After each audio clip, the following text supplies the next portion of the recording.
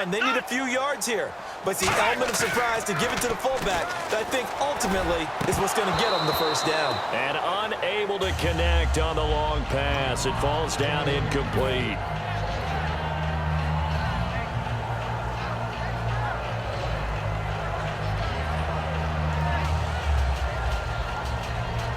So incomplete on first. Let's see what second down has in store.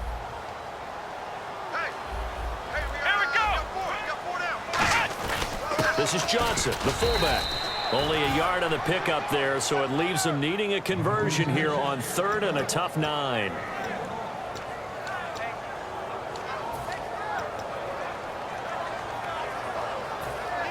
Offense in a little bit of a bind here. 9 yards to go on 3rd down. 1 receiver left, 3 to the right. On 3rd down, Taylor. And he couldn't hang on to it through the contact. Incomplete. So out comes the field goal team now for the second time here today. He hit his first. Now this from 43. And Coons connects on this one. It's good. And that will open the lead up now to 20-7. So put another 3 on the board, and all things considered, a good opening drive here to begin the 3rd quarter. It sure was. I think as a head coach, you're happy to come out and put a little drive together, take the 3 points, and build on your lead. And he'll get it up past the 20 to the 22-yard line. And Philadelphia ready to get going on offense again. And on that last drive, went for it on 4th, turned it over.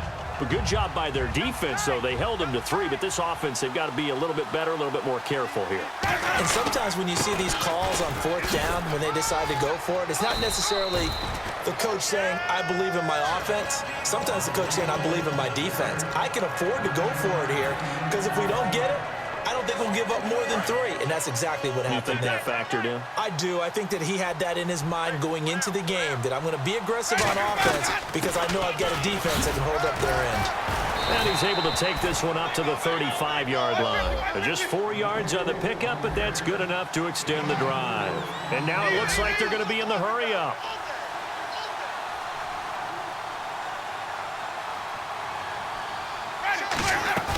Now a play fake here on 1st down. And this one caught by Travis Kelce. Travis Kelce. Touchdown, Philadelphia. Travis Kelce, 65 yards. And the Eagles have cut it back within a score. And, you know, you and I praise tight ends in today's game a lot for being just like a bigger-bodied wide receiver. Boy, a play that long from that position, you just didn't used to see that as much. No, you were really just counting on the tight end position to catch the football and get what they got on the catch. And now it's the run after the catch that makes him so dangerous. Hard to bring those big guys down when they get rolling. Couldn't bring him down here. Got into the end zone. Now the return. Here comes Randall Cobb. And he's up past the 20 to the 22-yard line. And now Dallas gets set to take the field. And they split the uprights last time for 3. They've got the lead. They're not going to play this conservative. They're not hoping for another field goal. They're hoping for a touchdown. I'm with you on that one. I like where your head is. I like the way you're thinking because you're exactly right. Trying to sit on a lead and play that way, that doesn't... Now look at this. They get the turnover they needed. It's intercepted. Picked off by the corner, Bradley Roby. And his guys will take over at the 25-yard line. Philadelphia getting set to take the field. Last time they were out, they scored. Still trailing here, though, so some work to do. But it's okay in terms of mindset. Because they scored the last time, they're not quite as worried about being down on the scoreboard because now their confidence is a little bit higher. They feel like they got something going, and they feel like they can attack again and put more points on the board. Are you scoreboard watching if you're the offense, or are you just focused on this drive? We wouldn't be telling the truth if we said that they didn't scoreboard watch. Everyone does it to some extent, but you've got to set it aside right now and just focus on this series. That'll take care of the scoreboard if they punch it into the end zone. The offense operating inside the 10 at the 8 here. It's 1st and goal. And he was able to shed the tackle, but now a timeout called by the Cowboys defense. It's just their first. They'll be down to 2 remaining as we step aside here in the 4th quarter.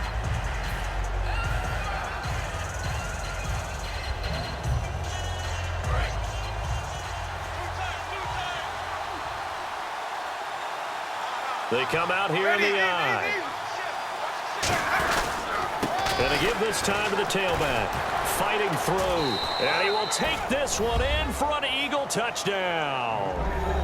Ryan Matthews taking it in from 2 yards out. And the Eagles are within an extra point of tying this thing up. And now a critical extra point attempt here. And oh, he missed it. No good. And they'll remain down by a point. Now after the touchdown, it's Sturgis to send it away. And they will not get a chance to return this one as it's through the end zone for a touchback. Here's the Dallas offense now heading back out onto the field. And last time, one play interception. So this offense, they should be fresh. That's a good way of putting it. And I can't wait to see what they decide to do with play calling, because a one-play drive where you throw an interception, a lot of people think the very next time out, run the football, don't give them a chance. Maybe play action? I think maybe you go play action, show your quarterback, you got a little confidence in him, and let him fling another one. They go back to the air here after the INT on the last drive. The Cowboys' all-time receptions leader, Jason Witten, the intended target. And that'll make it 2nd and 10. Well, he just threw an interception last drive, nearly another pick. And things aren't very even right now, are they? It's a little bit sloppy out there, isn't it? It's kind of just been driving on those paved roads and those country roads that have those potholes in them, isn't it? Because that's the way this game's going right now. A lot of bouncy bounce to it. You spent some time on some Tennessee country roads. I certainly have. Plenty of family back there. God love them. Caught left side by Cobb. 12 yards there as they move the chains. Slant route's effective no matter who's running the route and catching the ball. But when you have a receiver of that stature, you have to be a little bit more precise throwing it. You don't have the same catch radius with the bigger targets.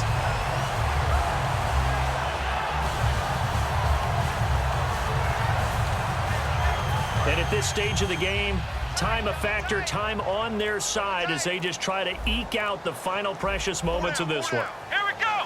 Flex round! Flex round! Here we go! They'll try and run some clock now with Elliott. And he'll be brought down just shy of the 45. It's a 7-yard carry to set them up with a 2nd and 3. I know that every now and then we get in those meetings with coaches, and you almost want to roll your eyes when they talk about staying on schedule when they're moving the football. But would you say a 7-yard run is ahead of schedule? Fourth quarter with a lead, you love that, don't you? No doubt about it, because staying on schedule is trying to get 4 downs on first down. They did that, plus 3. Time for a break. We'll come back, see what transpires after this.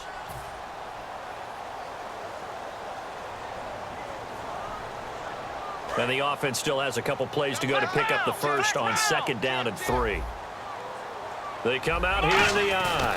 Now it's another carry for the fullback Johnson. Just a couple on the pickup there, and now it's 3rd down.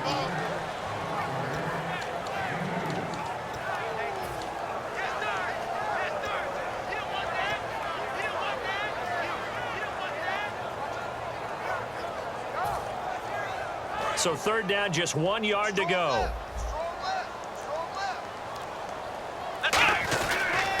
They'll pitch it out to Elliott. It's a loss of a full 3 yards, and it brings up 4th down. I have to admit to a little bit of surprise on that play call. Short yardage, and they try to go wide. They got spilled for their efforts.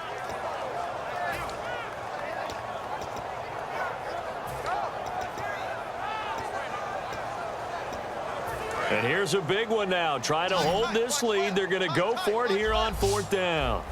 Come on, let's go! 38! 58 to the mic! 58 to the mic! It's just me and you! And the play clock is going to run out here. They're in no hurry to get a play off.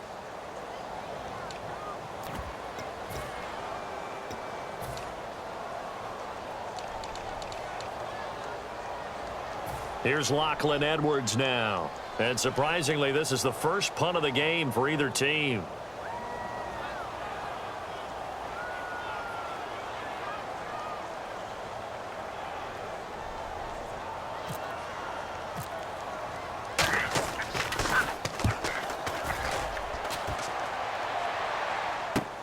take it at about the 16.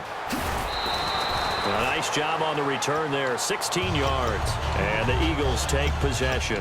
Here's the Philadelphia offensive unit now as they head out to take over possession. They're only in need of a field goal, a decent amount of time on the clock. So tell me if I'm wrong. You don't have to be too panicked here. No, not at all. I agree with you. And this is where your preparation and your confidence comes into play.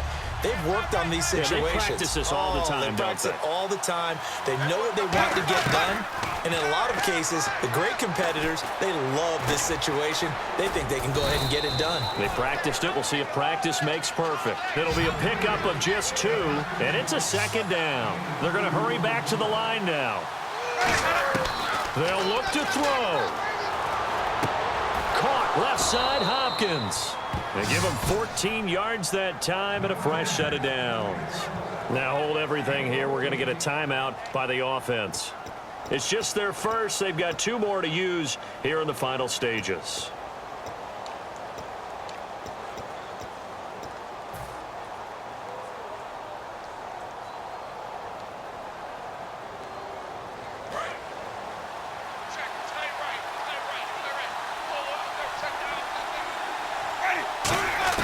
He'll look to throw. And he's got a man on the crossing route. That's Macklin. And he's brought down. It's a gain of 17 that time. And that leads to a Philadelphia first. So on that play, defense was in the zone. They ran a crossing route offensively, but the defense there, you got to be good with communication, don't you? You certainly do, and it's not something that is really evident when you watch it on the screen. But everyone's talking, communicating, pointing, and it keeps you from chasing receivers because you have a specific zone you have to cover. When a receiver's in your zone and he crosses to another one, you got to let your guy know. They got to complete. And he's across for the touchdown, and it's likely the game winner here in the closing stages. Well, we've seen some lead changes, and it certainly appeared that one of these squads was in full control of the game, but that's not the case after that touchdown. Yeah, they erase a 2 TD deficit here to grab the lead.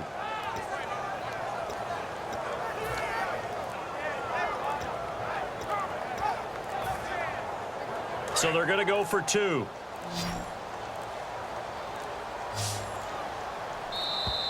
And they're going to take it all the way down and just take the delay.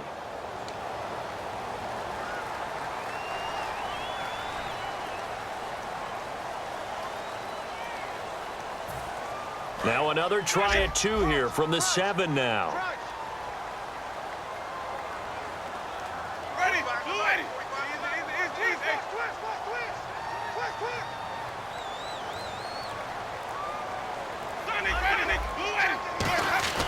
Winston to throw for it.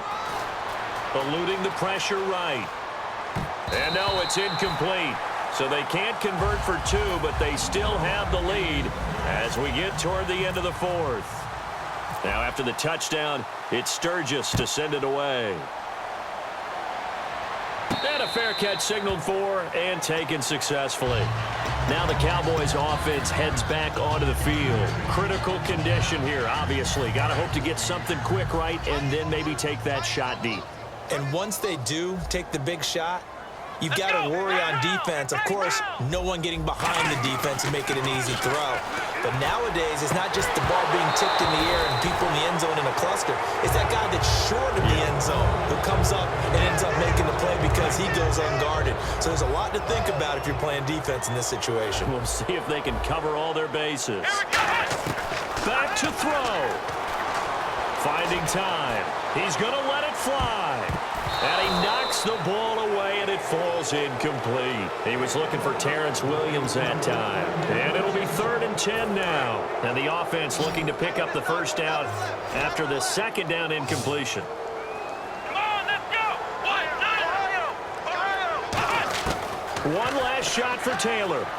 He's got time. Now a desperation throw deep downfield. And it's incomplete. So their final drive comes up empty. And with that, the ball game is over. And, Charles, when you pull out a close game, the good thing about that is maybe next time you're in a nail-biter in the 4th quarter, you have a little more confidence. Yeah, you're talking about your memory muscles, right?